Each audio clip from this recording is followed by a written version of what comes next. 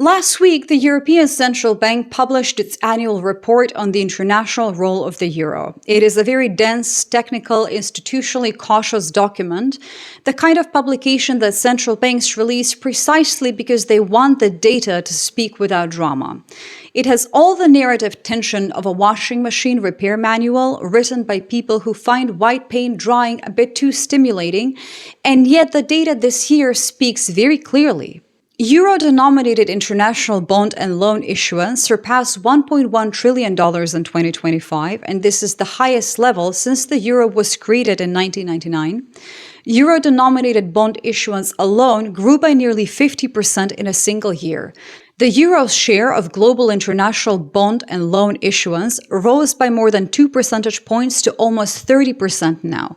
The dollar's share fell to approximately 60%, and the companies leading the charge into euro-denominated borrowing are not European either, they are actually American. Amazon issued 14.5 billion euros in bonds in the first quarter of 2026, the largest international bond issuance in euros ever recorded. Alphabet, Google's parent company, issued 13 billion euros across 2 deals in 2025, making it the largest international bond issuer in euros for that entire year. 40% of Alphabet's total bond issuance was denominated in euros, not dollars. American technology companies, the crown jewels of the US economy, are choosing to borrow in somebody else's currency. Silicon Valley has essentially looked at the US dollar, looked at the euro, and decided to just go on a massive multi-billion-dollar corporate euro trip. They're not just backpacking through Europe to find themselves, they're backpacking to find a currency that isn't actively setting itself on fire, and the question this video answers is why. My name is Elle, and I use data analysis to spot patterns in geopolitics and economics, and the answer connects to every story this channel has been tracking for months now. The companies borrowing in euros are doing so because they are investing in Europe. Alphabet committed 5.5 billion euros to Germany and 5 billion to Belgium for AI infrastructure. Amazon is funding data centers and cloud expansion across the continent. They need euros to spend in Europe, so they borrow in euros. That is the mechanical explanation, is the macroeconomic equivalent of buying a train ticket in Berlin with euros instead of trying to hand the conductor a handful of crumpled $20 bills and hoping he accepts Chuck E. Cheese tokens. But underneath the mechanics is a structural signal that the ECB report documents with institutional precision. They know what they're doing. The euro is becoming more attractive as a currency to hold, to borrow in, and to flee to when things go wrong, and the dollar is becoming less so. The euro is basically transitioning from that currency you used to buy overpriced gelato in Florence to the financial panic room the smartest money on earth is sprinting towards. The European Central Bank's report includes an analysis that would have been unthinkable 5 years ago as well. It examines whether the euro is developing safe haven characteristics, whether money flows into the euro during periods of global market stress the way it has historically flowed into the dollar, and the findings are striking. During the tariff shock of April 2025, the euro appreciated alongside the Swiss franc and the Japanese yen, all traditional safe haven currencies, by the way, while the dollar depreciated. That is an inversion of the usual pattern for the last several decades. In a standard risk-off event, the dollar strengthens because investors flee to American assets, but in April 2025, they fled from them. The same pattern repeated during the Greenland sovereignty crisis in January 2026, and again when the Iran war triggered market volatility in early 2026, which, by the way, is a sentence I never thought I'd really say outside of a Tom Clancy novel or a chaotic late-night game of Risk. The ECB describes these episodes carefully, noting that the euro displayed characteristics typically associated with safe haven assets, reflecting changing perceptions of the euro area's resilience and external position. That was from the actual report. ECB Governing Council member Joachim Nagel was less cautious. He said doubts regarding the safe haven status of the US dollar have risen. For the time being, the dollar weakness is set to remain as international investors' loss in confidence could well persist. Translation from central bank peak politeness, it basically means the dollar is looking incredibly sketchy right now and everyone knows it. If you've been following this channel's coverage of de-dollarization, this is the European part, not China building Enbridge, which we've discussed in previous videos, not BRICS accumulating gold. Europe, the world's largest trade bloc, the issuer of the world's second most important currency on this planet, quietly absorbing the capital that no longer trusts the dollar. It turns out the real de-dollarization threat wasn't a sudden dramatic rebellion from a cartoonish villain bloc. It was just a bunch of very polite, highly bureaucratic Europeans in tailored suits quietly opening a better savings account. The central bank reserve data tells the same story through a different lens. US Treasuries now represent just 22% of total global central bank reserves. Gold has overtaken them at 27%. That crossover, gold surpassing Treasuries as the preferred reserve asset, happened because central banks watched what the United States did to Russian reserves in 2022, watched what it did to Iranian assets in 2026, and basically concluded that any asset denominated in dollars and held within the Western financial system can be frozen, seized, or weaponized at any time. Gold cannot. It turns out that when you treat the global financial system like your personal Venmo account, where you can randomly cancel transactions whenever you get mad, people just stop wanting to use your app, and the ECB has positioned the euro to benefit from that exact calculation.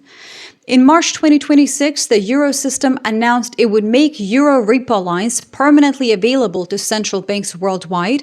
This means any central bank on the planet can now access Euro liquidity in a crisis without depending on the Federal Reserve. That is infrastructure. That is the plumbing of a reserve currency, and it is being built in Frankfurt, not in Washington.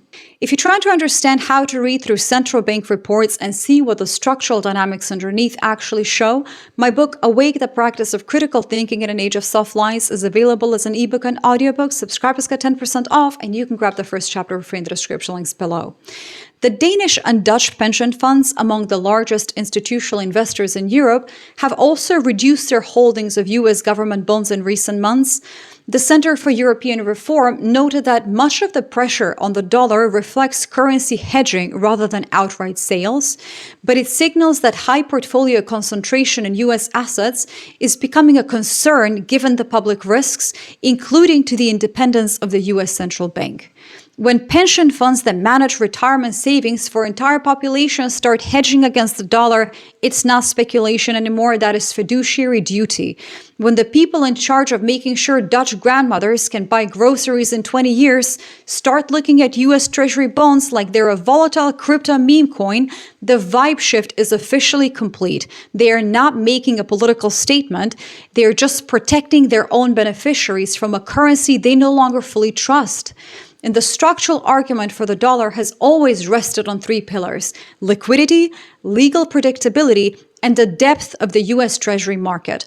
All of these three pillars are now under pressure. Liquidity remains strong. The dollar still dominates over half of SWIFT transactions, but legal predictability has been damaged by the weaponization of the financial system, freezing Russian reserves, seizing Iranian crypto, threatening allies over Greenland, and the depth of the Treasury market is being tested by the combination of a $39 trillion national debt, $1 trillion a year in interest payments, foreign holders dumping at the fastest pace in years, and a government that needs to borrow $900 billion by October, while simultaneously signaling that it may raise rates.